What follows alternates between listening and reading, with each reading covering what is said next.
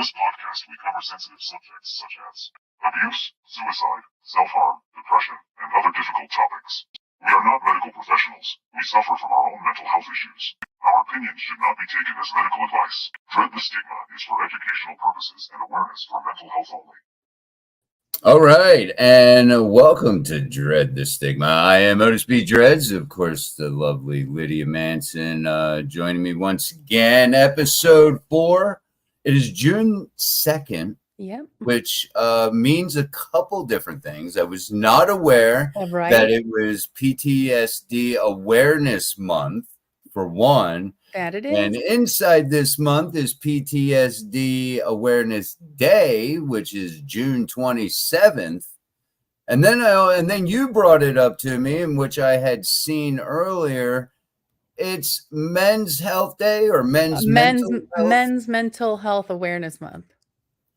And how crazy. I mean, because both our guests, Sir Alister Aaron and Benjamin. How do you pronounce that last name? I forgot to ask. Dutill, I believe. Dutill? Okay. All right. Well, that's close. He can correct us if we're wrong. He gave us the thumbs up from backstage, so we did it. We did it good. We got it. So last episode we talked about breaking the stigma within the career of like law enforcement. So we decided to go more towards military with this episode. So what better way to talk about military and mental health than having two veterans come on and share their story with us. So if you would want to bring our guests from there out onto there we go. Benjamin, welcome to the show. Alister, welcome to the show. Ben, you're on mute. Hold on. There you go. There we go. There he is. Hey, it wouldn't be a live show without the internet gremlins, right? And some kind of mishap. But welcome to the show, guys. I appreciate your time Thank you. Both of you and speaking with us. Because it is a sensitive subject. We have two different perspectives here. From what I understand, Benjamin, you deal with the, PTSD and the backlash of being active duty. Alister, you do not, but are friends with. So you're bringing the friend perspective in. How about we start with you, Alister? Why don't you just let everybody know, about Alister, your military, background, things of that nature, and then we'll get into this. Sure, no problem. So I'm Alister. I joined the Army in 2013. I was always in the reserves. I never was active duty. So for the past almost 12 years, because I'll be getting out in January, I've been drilling every single month, going to my trainings periodically throughout the year. And it's a different perspective from active duty as far as mental health is concerned, because we don't have the ability to see everybody in the unit all the time. So it's very difficult to get that baseline of how somebody acts. And, when we go back to our civilian life, there's marriage complications, job complications, there's things that happen the other 28 days out of the month, then I only see them for 2, so there's a lot more mental health things that go on our side that people realize. And we have a lot of trainings throughout the year to help recognize somebody who might be struggling with something and they don't necessarily want to talk about it, and how to work it through to the best of our ability. And that's pretty much my service. I was a mechanic, and I stayed stateside the entire time. There were a couple times where I was potentially going to go overseas, but nothing ever came to fruition. Oh, okay. Yep. Benjamin, who is Benjamin? Well, I did 2 services actually at active duty. I was in the United States Navy and the United States Army. 4 years Navy and 10 and a half in the Army, both active duty, as I said. 3 deployments overseas. It was nuts. So first one with the Persian Gulf, that was like a really easy deployment. I was in the Navy. Mm-hmm. I didn't really do much there except for, I was a firefighter in the Navy, so I didn't really do much. But an Army perspective, 2 tours in the sandbox, as you would call it, 12 months in Iraq and then 15 months in Afghanistan.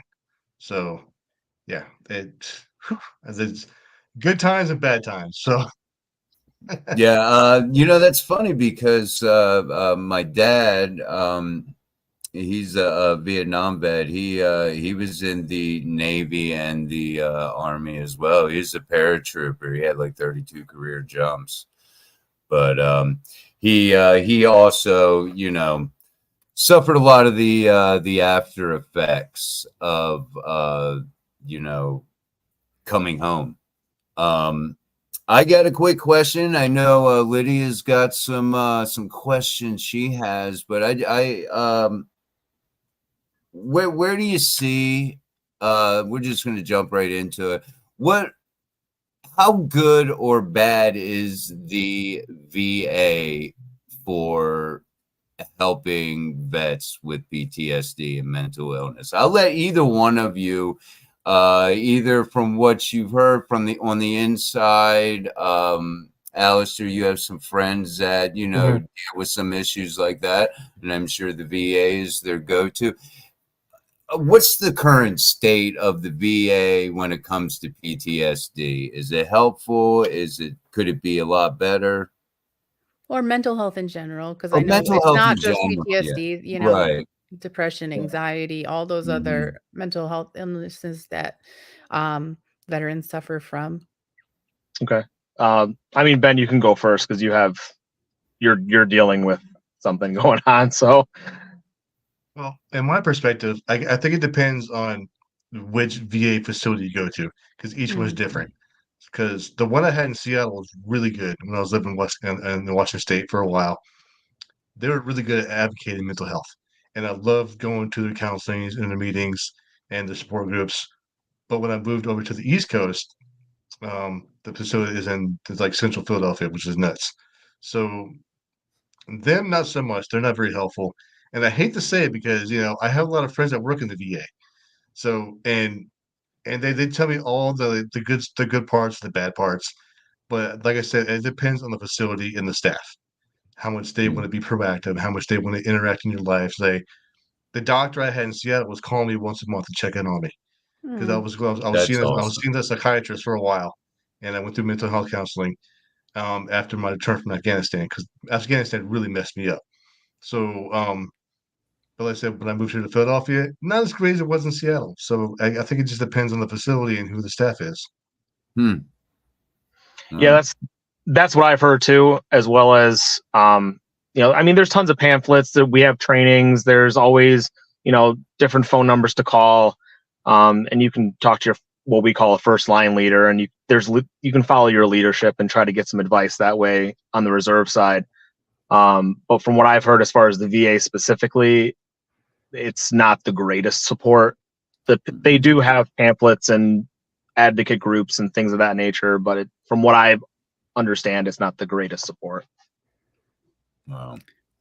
When doing some research for this episode, I did find that beginning in early 2023, it was passed that any veteran can go to any ER for free if they are feeling suicidal. So if you are having trouble with the VA, if they're not getting back to you, those things, there is that option to go to any emergency clinic and get help if you are feeling that you want to end your life. So I thought, it's good that that option is there, and maybe people don't know about it. So hopefully this helps, even if it helps one person realize that, then that's good enough for me. But right. Yeah. That's a good point because I think, and maybe I'm wrong, but I think that, vets may feel like, they're obligated to go to the VA, or maybe they feel they're going to get, better treatment there. I don't know, but I wouldn't think that would be a problem. They're just, you guys are just people like us, man. I mean, why couldn't you go to an emergency room? mm-hmm. Well, I think that in my opinion, just from dealing with it on the reserve side, is they're afraid of losing paperwork and, not being eligible for disability and certain claims down the road. When you're active duty, everything follows through a certain chain. But when you're dealing with civilian hospitals and they don't necessarily understand the military process and how to build things correctly, a lot of stuff gets lost in translation. So I think that may be like a reason why people focus to go specifically there, just because it's easier. Well, also too, I know that Benjamin, you might have some insight on this. I have a family member who is retired from the Air Force, and they have medical coverage for the rest of their life based on their disability from, being in the military. So just having that healthcare through the VA, so they don't have to get healthcare through their job and pay for it. It's, yes, on the one hand, it's great that they don't have to pay for it, but on the other hand, it's like, because they're not paying for it, it's not as great. I don't know if that relates to you at all. I have some input about that. I my disability rating is 70%, which is not good, it's not bad. Um, I think it depends on what injuries you have from the deployments and what gives Mhm. you what bases you what your rating is going to be. Mhm. However, if you want free dental, you have to be 100% to have a 100% disability rating. If you don't have that, you're gonna be paying out your butt for dental. So, um, I don't know. It's hard to tell sometimes. I mean, I can't really answer the question because I never really dealt with that situation before. Except, I do work for the federal government with defense logistics, and I would have to say having the federal benefits for mental or not mental, but medical and dental is good to have Mhm. because, like I said, if you're not 100% covered under disability, then you're paying out your butt for dental. So So you don't feel like you're like, it's mandatory for you to go to the VA for healthcare? no.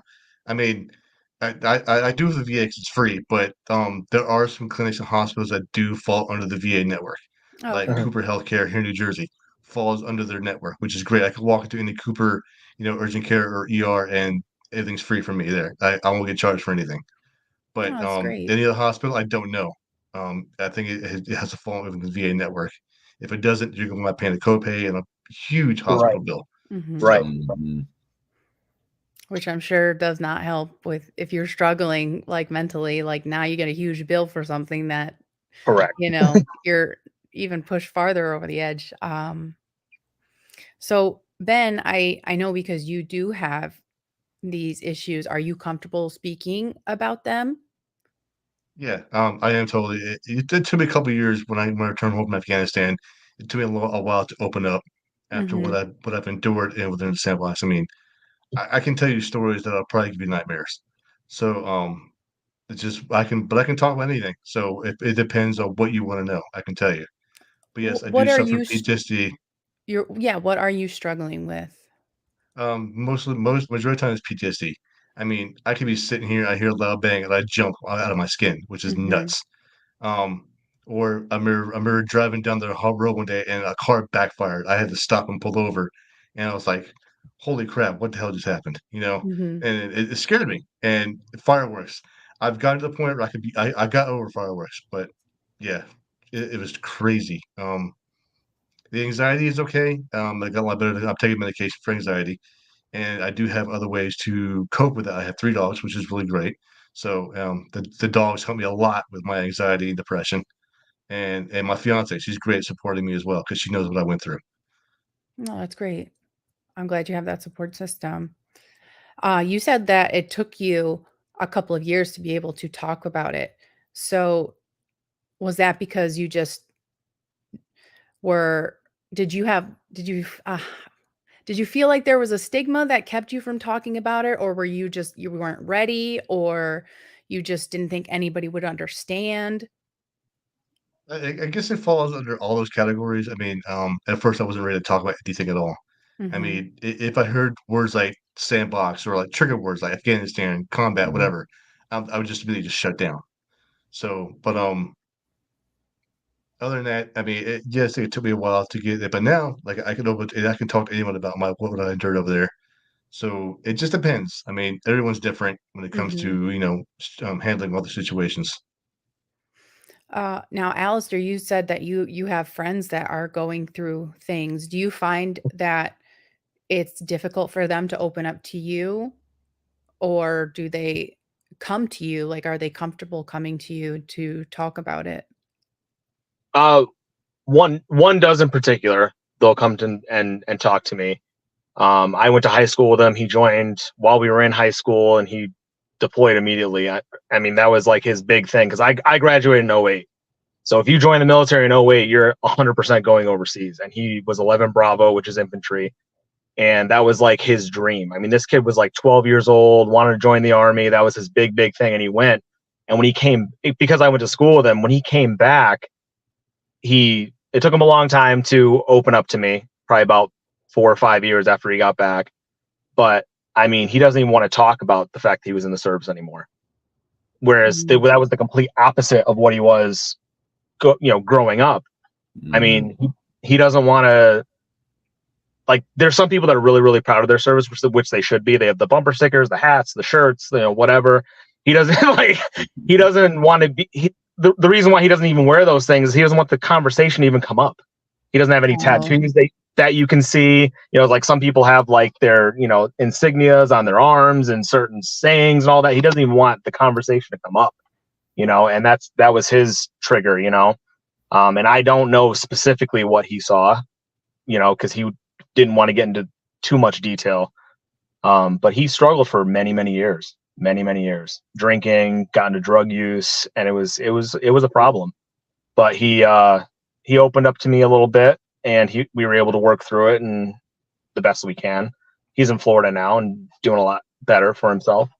Good. But yeah, that was his issue, Alister, you mentioned that, you kind of grew up with this particular friend you were talking about. You kind of, you knew a baseline for his demeanor, his personality, the type of person that he was growing up.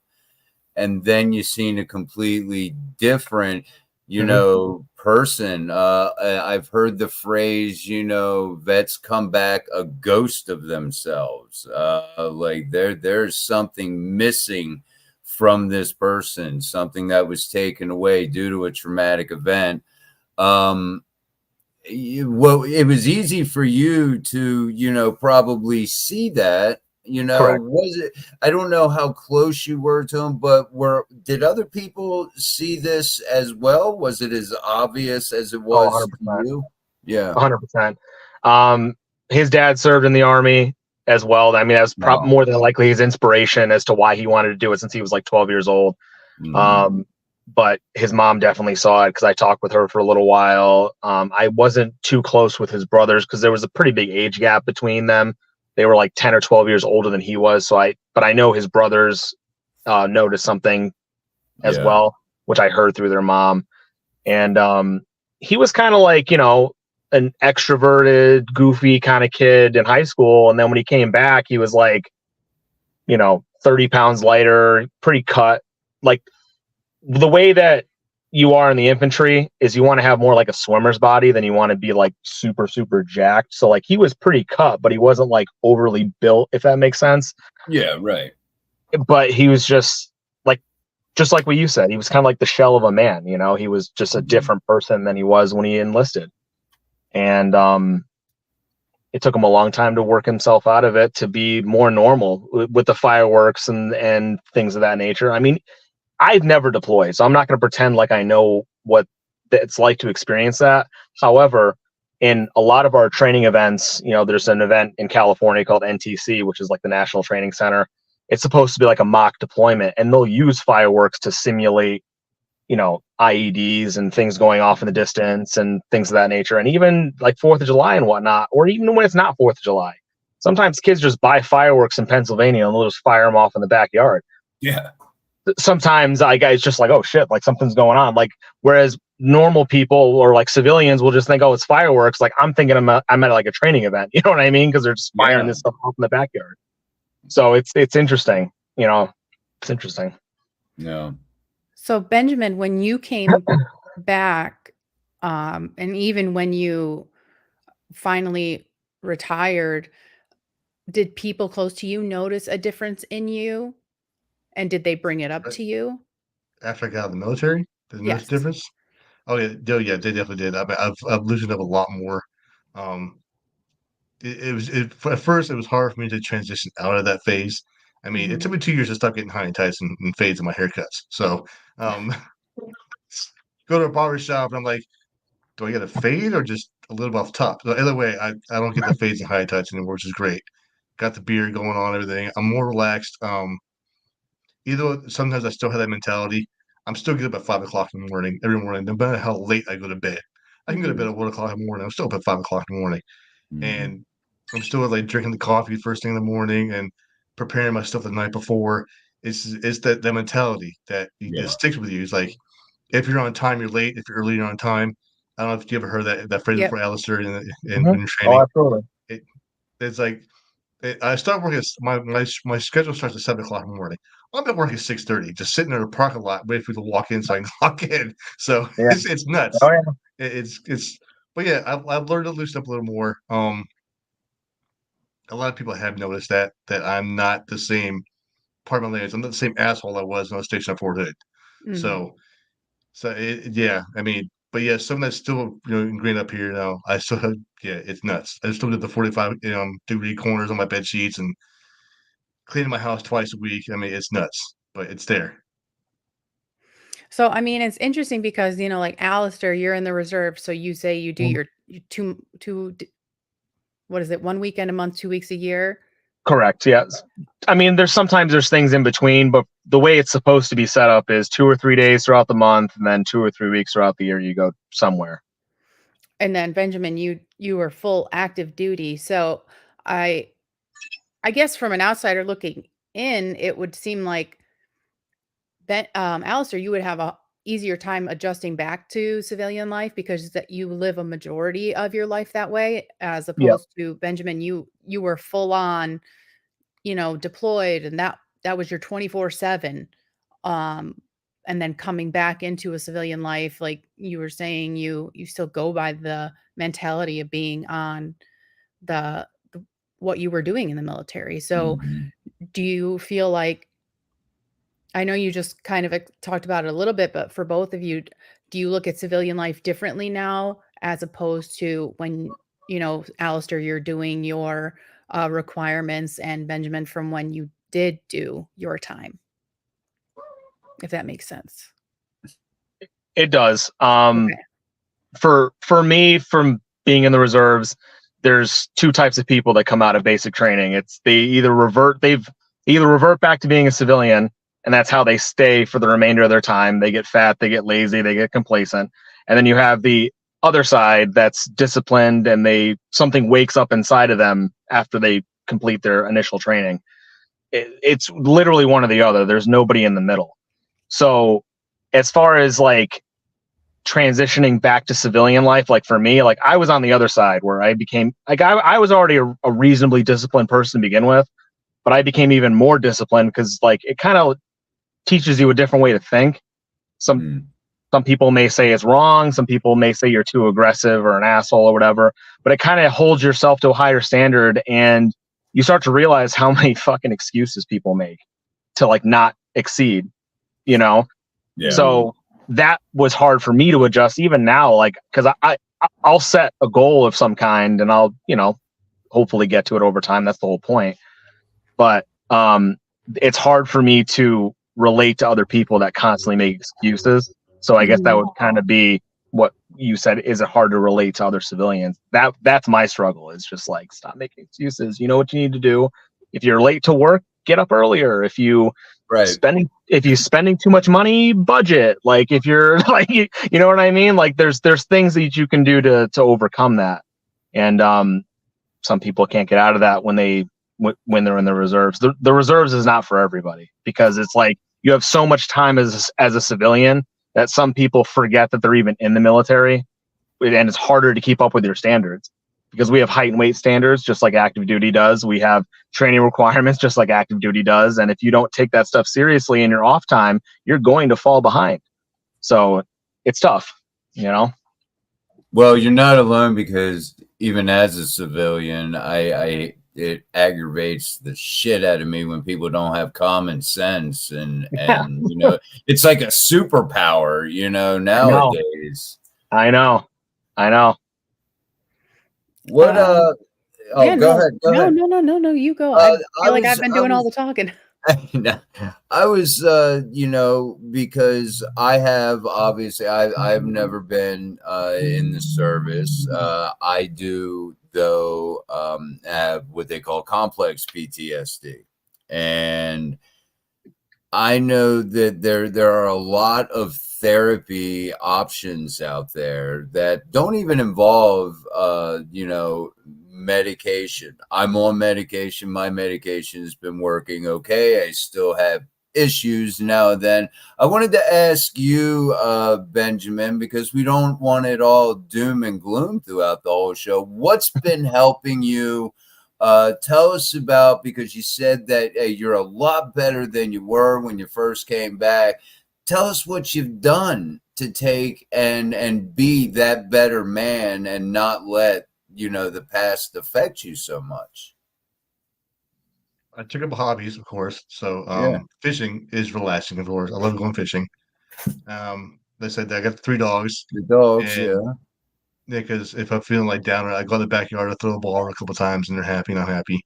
Um, I've learned not to be such a uptight asshole to people because you can't. I mean, I was a sergeant, I was E5, but I was also held to a very high standard. So, Mhm. especially being at Fort Hood, Fort Hood is ridiculous when it comes to high standards. I mean, I was so happy to get out of Fort Hood and go to Fort Leavenworth. When I left Fort Hood, I didn't look back. I signed on leave. I left. I didn't give a shit about what they thought about me. I didn't even take my PCS award. I didn't give a shit. I wanted to get out of Fort Hood so bad. Um, so he knows. Yeah, I know. Yeah. I skipped out the PCS award. They wanted to get a PCS award at the ceremony. I was like, no, you can keep your AAM. I'm getting the hell out of here. Screw you guys. So, but Fort Leavenworth was more relaxed than it was Fort Hood, a lot more relaxed. So that was easy for me to adjust back into it. But when I first got there, I was a hard ass because I was at Fort Hood for 8 years, and it was just it's like go do this, go do that, stare at this, stare at that. You know what? It's like fucking Gestapo at Fort Hood. It's nuts. And and Fort Hood starting they started slowly integrating into a trade outpost. And you know what trade off is, the trade off, Yep. the training doctrine post. It's Yep. where all the E7s were like all of a sudden drill sergeants. I'm like, are you Mhm. fucking kidding me? I'm like, this is getting out of hand, guys. I mean, who put up with this? Who put this stuff up? And I heard the General 3 Corps wanted to turn everybody. Then they had like this courtesy patrol going around post, like sergeants dressed like sergeant class above in their blues, standing outside of PXs and shop ads with little handbooks, catching soldiers who are out of rigs. I'm like, are you fucking kidding me? Oh, this is nuts. I'm like, this is the dumbest stuff I've ever seen in my entire life. And I cannot believe that the 3-star general at 3 Corps is approving this. So anyway, I'm sorry. I forgot what the question was because I get once I start thinking about Fort Hood, I go off on tandem. I'm sorry. it was. Oh, your therapy, and from the time that you got out up until this point, what seems to have worked for you? You know, I think you mentioned that, you know, you were taking some medication for, you know, the anxiety and things of that nature. What's worked to help calm down, you know, your PTSD? Oh, well, I was on medication. I was taking Cymbalta for a while. I was taking that for 18 months. Hmm. To help my anxiety and depression. And I slowly weed myself out of that because it was turning me into a zombie. I was losing sleep. I was getting more anxious. I was aggravated. I'm like, you know what? I can't take this stuff anymore. So I took myself off of Cymbalta. And of course, my doctor threw a shit fit. I'm like, you know what? I don't care. This is my body. I'll do whatever the hell I want. Right. So and then so I got into fishing. Then I started camping, and then I got 3 dogs, and and I think the biggest struggle in the military is active duty is getting promoted, because when I was a carpenter, I was 12 whiskey 20, and the points never dropped to 798. They're always maxed out, and that was very frustrating. So, so he knows Yeah. the points are a pain in the butt. Suck. And at one point, I had I had 700 points. I was ready to go. I was ready to go for promotion board. I had my P status, everything. Got to the board, and I was going to pass the board. I passed the board, came out, and then I found out they did a whole point conversion in 2008, where it dropped me below 400. I was like, "Are you kidding me? You're going to drop all these points, and I have to earn them all back up. There's no way I can get all those points back up." So I said, "Screw it. You know what? I'm never getting my rocker. I don't care. I'll stay as sergeant until the day I get out." Anyway, yeah. So being and that way, when I got to be a civilian, and I got to the federal government, it is so much easier to move up in the rank. So I went from a GS7 to a GS12 in less than 5 years, and that's like Wow. being promoted from like That's fantastic. sergeant up to like a master sergeant in like 5 years. Wow. Because I'm a very ambitious person. I have a lot of confidence. I'm ambitious, and I want to move up, and that's exactly what I did. So that's what made me feel good is moving up so fast. So yeah, that helped me a lot with my mental health too. So Yeah, yeah. staying busy. That was, kind of a little side question. I'm sure, you try to stay busy. I do as well. As busy as I can, work, and then, doing things like this to keep me busy. Alister, you brought up a perspective that I think kind of maybe slipped Lydia and myself, slipped our minds. As Lydia mentioned earlier, we did a show on our last podcast concerning the problems from a mental health standpoint that law enforcement go through, and first responders, and now we have the military. You mentioned there are no, and I was completely oblivious to this. You mentioned there was no psychological evaluation when you first join into the military. Nope.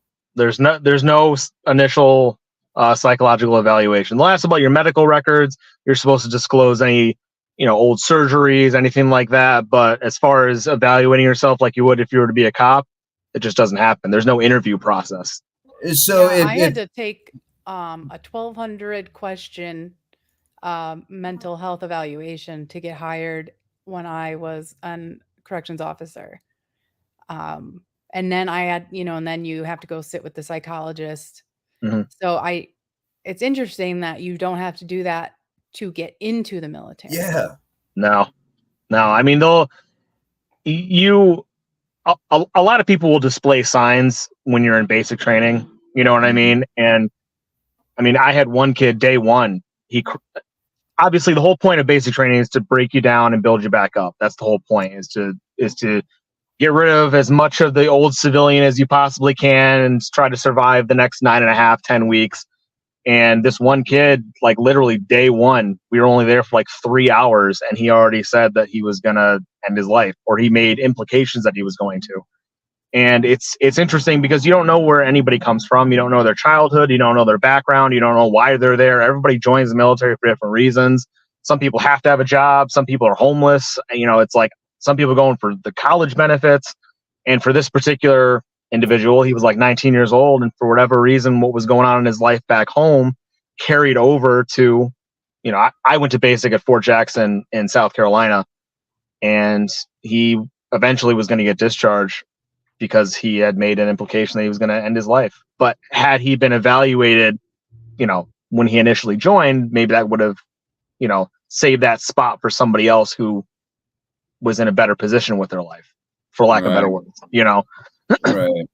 What's your thoughts on that, Benjamin? And did you, and again, it's up to you, but to speak about, but were you okay before you went into the military? Was there anything that, if disclosed in some sort of psychological evaluation, that precautions either could have been made, or maybe you wouldn't have been able to enlist, or were you just fine? Were you okay?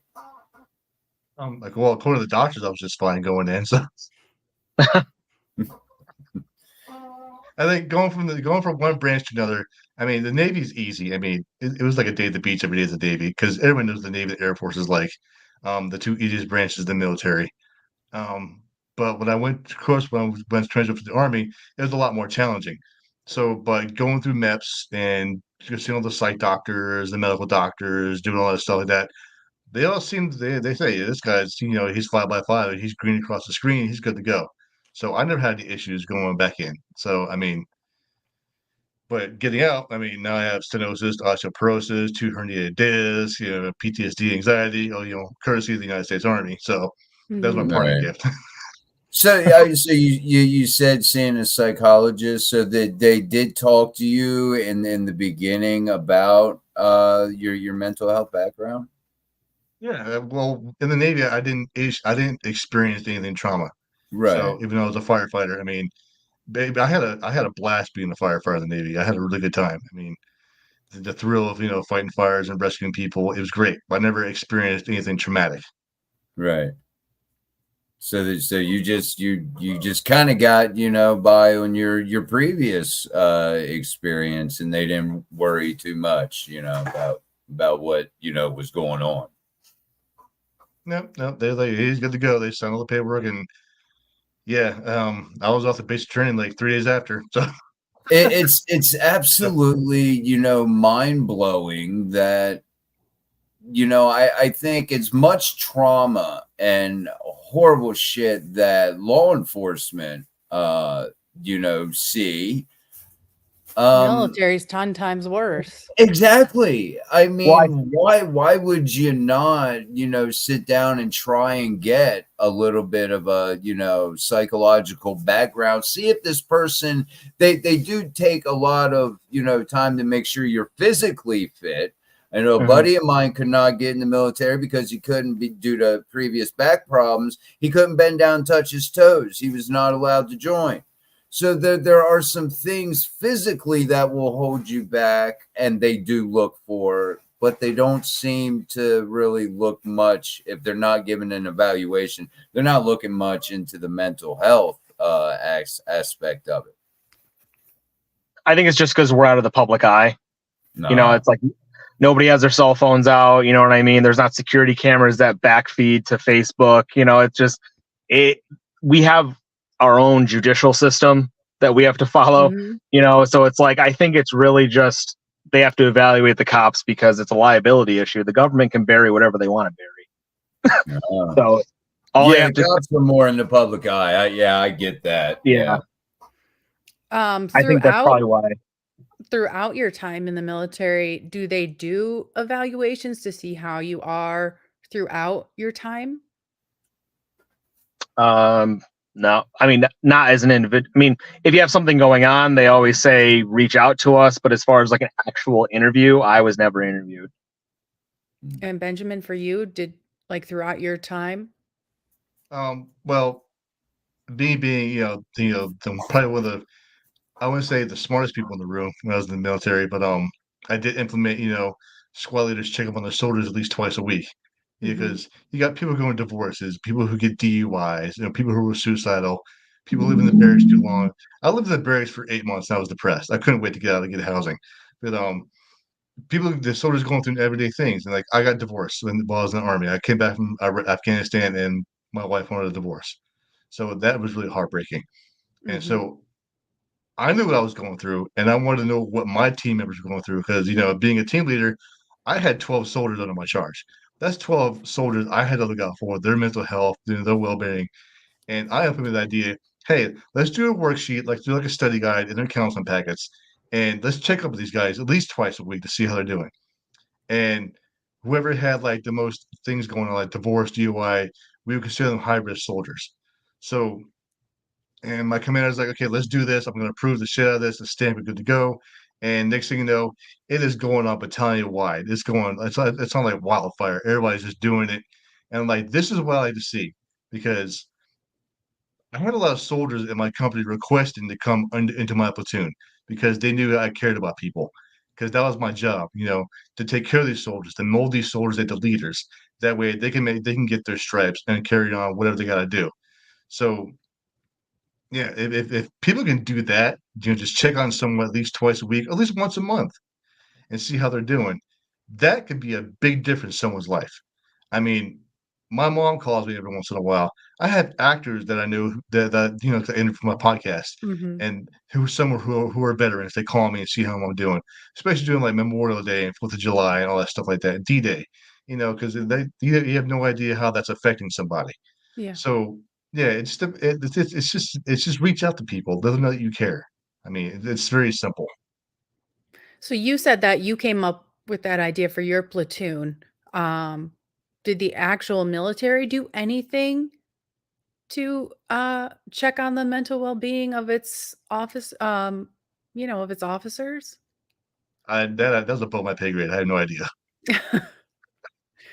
uh, so did Anything that was you on the officer side, I had no clue what was going on. So have either of you, like, Benjamin, dealing with your issues, and then Alistair, your friends, and I'm sure Benjamin, tons of veterans who are dealing with stuff. Do you feel like any of them were afraid to admit that they had these issues going on because of certain stigmas that they felt they would face? I'm not too sure. I mean, I did have a few soldiers who were reluctant to tell me something because they wanted to keep it personal. But I said the only way for me to help you and point you in the right direction is you have to open up to me and Mhm. let me know what's going on because I do care.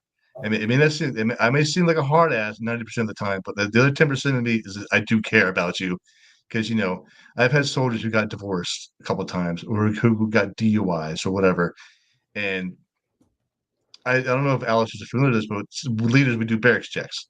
Every Mhm. morning I go to my soldiers' rooms and knock on the doors before PT and like, hey, how you doing? Blah blah blah.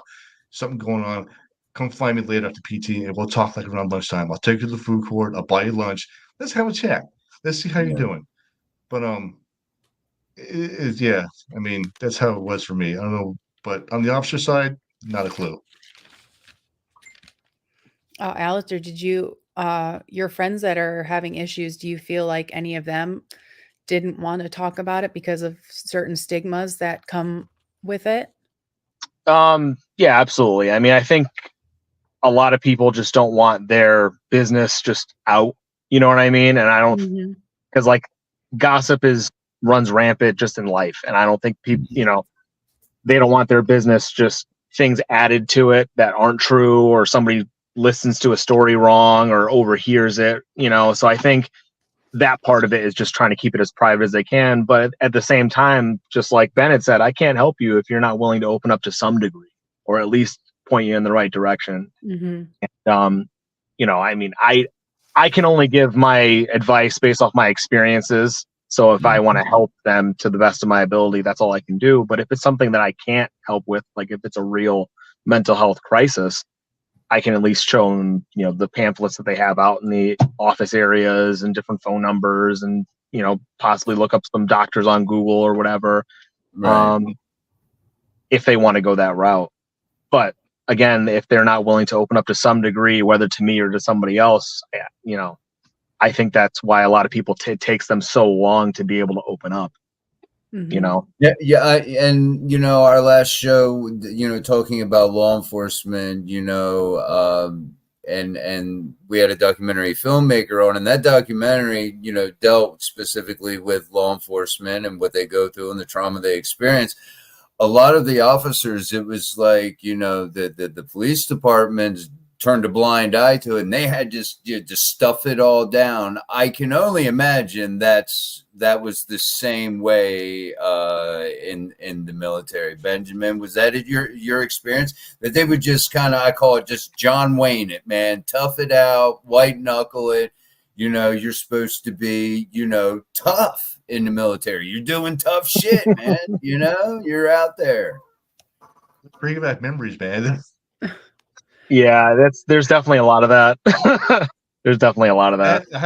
I had a lot of sergeant first class E7s who were former drill sergeants as platoon sergeants, and come with the ranks. I came to the army as E4 specialist because of my prior service.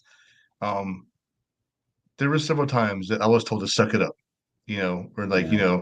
get your shit together, or yeah, I get it. They're former drill sergeants. It's what they do. I mean, they're there. Right. I'm like, all right, dude, you're not wearing your brown round anymore.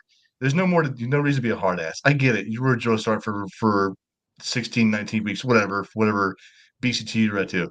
So yeah, I was told suck it up or nut up or shut up. I mean, you've heard that before too, right? In Zombieland, and I had some people tell me the same shit.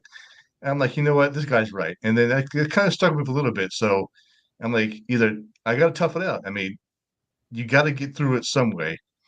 But at the same time, they also understood, I'm having problems at home or whatever, blah blah blah, and they sit down and talk to me. But on the outside, they want to make themselves look good. It's like, hey, dude, shut up or suck it up or whatever, buttercup, and carry on, or get up, soldier, carry on. Yeah, Right. Sometimes, I've said it to my son, because we work together, and he'll, and I'll tell him, I don't know where I've heard it from, but I'll tell him, suck it up, soldier. And that's just, it just pops out. Like I said, I have no idea where it came from. So, that's nuts to me. It really is. What you guys go through is to almost have it.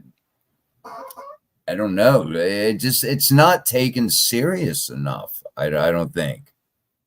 But I will say that I had one drill sergeant who was a bit AIT, and I love this dude. I mean, he was a hard ass, but I understood where he was coming from, and we both understood each other. And I've known this guy since, like I said, he's a sidewalk drill AIT. So, but yet I'm still friends with him on Facebook and social media all these years later because of the advice that he gave me, like all the leadership guidance that he gave me. And the stuff he had 3 words. What was it? Standards, discipline, and values. Those 3 words always stuck with me at every job that I've been to, and I've always applied that, and that helped me, go from GS7 to a GS12 in 5 years because you have to apply yourself, and I get that. And I keep reminding him every time I get a promotion at work. I send him an email saying, "Hey, thank you for the hard ass advice you gave me in AIT because it stuck with me. And if you didn't give me that advice, then I wouldn't be where I'm at today." So all of it's not that bad. But like I Right. said, I'm gonna say his name. Eric Arredondo. You're one badass dude, and I love you. I mean, Thank you, you were Eric. the best, the best drill sergeant I ever had. I mean, because the way he moved up fast, he was my role model pretty much. And I tell all the people that I know, all my friends on Facebook, was like, yeah, my son's joining the army. Blah, blah, blah. I was like, well, first of all, when he gets to his unit or her unit, find a role model. That's the first thing Yeah. you want to do, because the drill sergeant I had in IT a couple years later, he wound up becoming my first sergeant in my company, which is I was happy as a pig in shit when I found out that day he was being the first sergeant in my company because I knew that if I wanted a leadership advice or guidance, I can go straight to him because he was the person I go to. So, and he's always had some kind of effect on my life, and I love that dude. If I can kiss him, I would. I mean, but he probably wouldn't take it anyway. And then he went from first sergeant up to command sergeant major in less than a year. I was like, this dude is moving up quick. So yeah, I'm gonna follow his guidance no matter what. So that's That's awesome. Yeah, always want to surround yourself with good role models. So in doing some of my research for this, you come across like certain statistics that just kind of like jump out to you. And one was, it was a report from the Substance Abuse and Mental Health Services Administration. And they said that more than 5 million veterans were suffering from mental health issues in 2020. So it's a few years old, so I can only imagine that number is higher now. And it said that same year, after adjusting for age and gender in the population, it was shown that veterans were 57.3% more likely to end their lives than non-veterans. And I just thought that that's a huge number. Yeah. And those are based on numbers from 4 years ago. So, I would say that those numbers are probably higher now. I can't say for certain, but I mean, logically speaking, I would say yes. And then it went on to say that recent studies have shown that more than half of all vets are not receiving timely treatment for their mental health issues. And this rate rises closer to 90% for vets with substance abuse disorder. So I'm sure both of you know veterans that are dealing with like alcoholism and, drug abuse to deal with their issues. Like, is that true for both of you?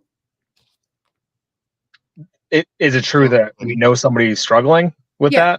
I mean, would you say like, people that have gone to substance abuse to deal with their issues for mental health from being a veteran?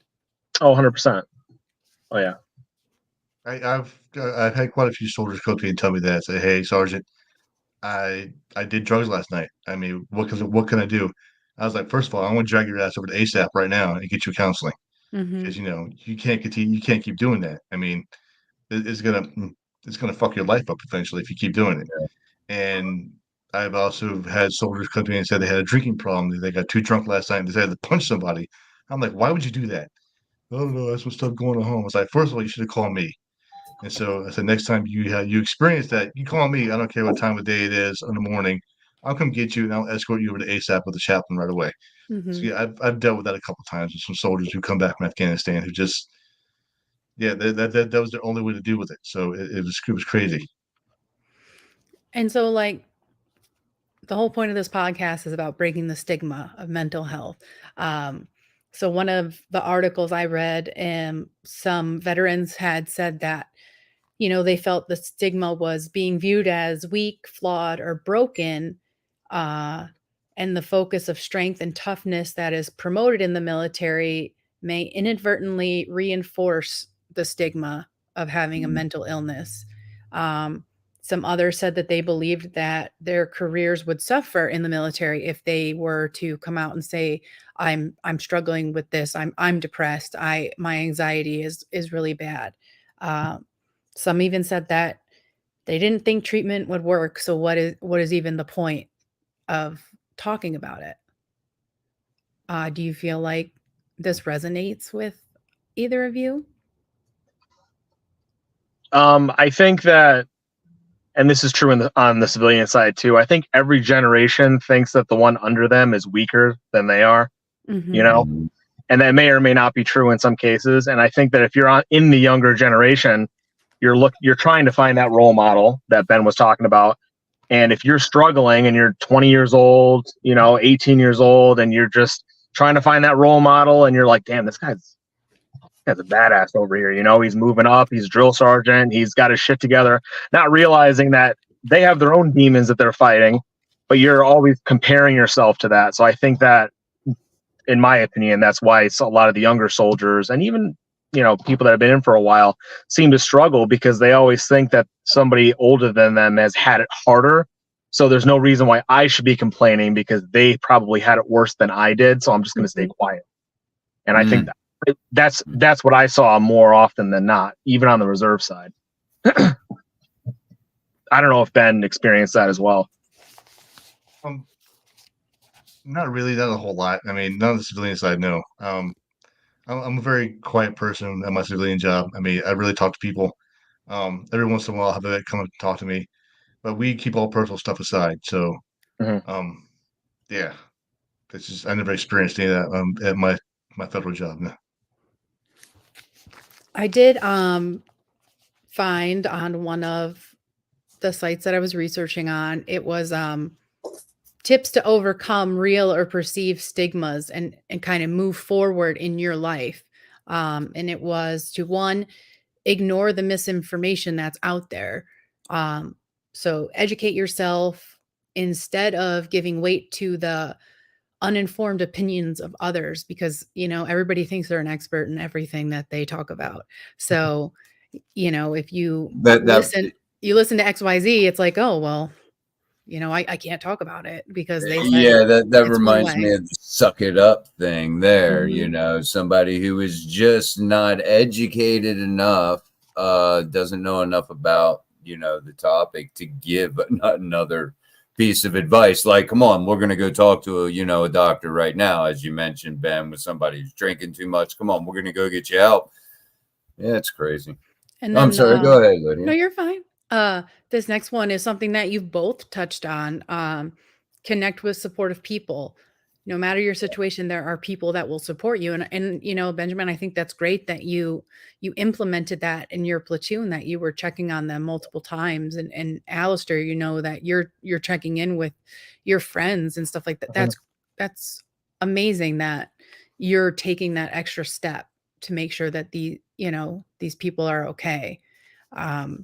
It only takes a couple, a minute or two, Yep. To send someone a text or pick up the phone. Hey, how you been? How a 5-minute conversation, as you said, Alister, could mean the entire fucking world to somebody. You may be catching them in a down mood, and that 5-minute conversation could mean the world to them and save their life potentially. Well, like what I've noticed is they got to understand that it's genuine. They got to they have to feel like you're actually asking them. I'm not asking you because the Army wants me to. I'm asking you because I genuinely want to know. Mm-hmm. So once somebody, in my opinion, can recognize that, it becomes easier to bond with them versus, oh, he's only asking me because First Sergeant told him to ask me. It's your job or something. Right. He's just filling out some paperwork. That's the only reason why he's asking me versus, hey man, you want to catch a movie tonight? That's a totally different, scenario. It goes on to say that don't let your illness define you. Give yourself compassion. You're worthy as a person, no matter your illness. And I know that sounds corny, but I think if you are struggling with mental illness, especially as a veteran, because as we said, you have to be perceived as this strong person. Mm-hmm. I think you need to cut yourself some slack. Like, admit that you are struggling, and you're trying to work your way through this, even if you are quote unquote that tough guy on the outside, like you can still deal with things on the inside and work through it. And also it was just get the help you need. Providers are not there to judge you. They're there to help you, and beginning treatment will lessen the weight of the stigma. And you will realize that you aren't weak and you're not defective because you're struggling with this. And I did want to say that the VA general hotline is 1-800-827-1000. So if anyone needs to, any veteran that is watching or may watch in the future is listening, you can call 1-800-827-1000 and, tell them what is going on with you. But we are closing in on the end of the show. Is there anything either of you would say to a veteran that is dealing with mental health? Like any advice you would give them or anything you would want them to know? Get help immediately, because if you wait, like I said, I waited 2 years to walk into a hospital and get help, and that was probably the worst things I ever did in my life. So get help immediately, because if you don't, it's going to eat you at the core, and it's going to suck. So just do it. Don't wait. Yeah, I would agree, because there's no situation that's unique. You may think that yes, there's certain details that might be specific to you, but the overall broad, there's thousands of service members that have gone through divorce. There's thousands of service members that have trouble with custody agreements. That was a big thing, not being able to see their kids. So there's a lot of people that have gone through similar situations. So just reach out. There's pamphlets all over the place. You're never alone. There's always somebody to talk to. And it's not going to happen overnight. It's one step at a time. Mm-hmm. So. Oh yeah, absolutely. Dealing with my own PTSD, which is in no way, shape, or form, and at the level, but and I probably shouldn't say that because no matter what traumatic event it is, it still sucks for the person dealing with it across the board, vets, law enforcement, just your everyday Joe and Jane. It's tough, and sometimes it is tough to reach out. You don't think people care. Well, we're here to say that there are people out there, that care. And you know, I know that firsthand. Hell, Lydia, not that long ago, you know, reached out to me. She was seeing posts that struck her odd, you know, and reached out to me. And that's all you got to do: pick up the phone, send a text. And that's the important part about, you know, reaching out to somebody instead of waiting for them to reach out. If you know that they've had issues in the past or are suffering, they may not tend to reach out, you know, to get help. It may be a, you know, a thing with them. So that's why it's important to reach out. Thank you guys so much for joining us. And thank you for your both. Service. Yeah, I was just going to say thank you both for your service. I know, you know, just a little bit from the vet side, you know, from my dad. And, you know, it is tough. He didn't reach out. He was that John Wayne guy. He was the tough one. He didn't want to reach out. He, you know, white knuckle, and he did his entire life. You know, unless I didn't know about it, he never, you know, went, you know, received any help. He just kind of, you know, white knuckled it. But thank you guys so much. You know, I'm glad that you know, you seem to, you know, have all your help and whatnot in order, Ben, with the 3 puppies. They'll do wonders. Pet your dog, trust me, it'll lower your anxiety. And thank you, Alister. It looks like you were sitting in your car. It's gotten dark, and now I know. I'm trying to keep.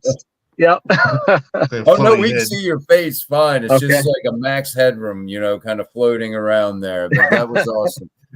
If you guys got a minute, we're going to close out the show. Come back, say goodbye to you when we're not live, when we're off the air. If you guys have a minute, we'd love to say bye to you all. So we're going to pop you in the back, and we'll talk to you here in just a moment. That was yeah. It was, that was, you know, it's great hearing what people, I mean, it's not great to hear that they have gone through these struggles, but you know, it's great to see that they've come out on the other side. Absolutely. It's a message of hope, if you will. You know, of course, what we talk about here on the podcast is hard. They're difficult topics and subject matters, but you know, there has to be hope for some of these, you know, really difficult mental illnesses that everyone goes through. 1 in 4, 1 in 5, I think, people have a mental illness. If you don't know somebody who does, it's probably you. So, I mean, that's the sad reality of it. But yes, definitely, you know, reach out. I hope this was informative for you guys. And don't forget, you know, give somebody a text. Give them a little welfare check. Lydia, what are we doing next show? We got a good one, I think. Next show, we are going to be talking about relationships and mental illness. So either if you are the one with a mental illness in a relationship, or your partner has a mental illness, or even if it's a friendship, you know, like that, that's another relationship too. So we're going to be talking about dealing with mental health in relationships. So yeah. And I know with BPD, interpersonal relationships is not my friend.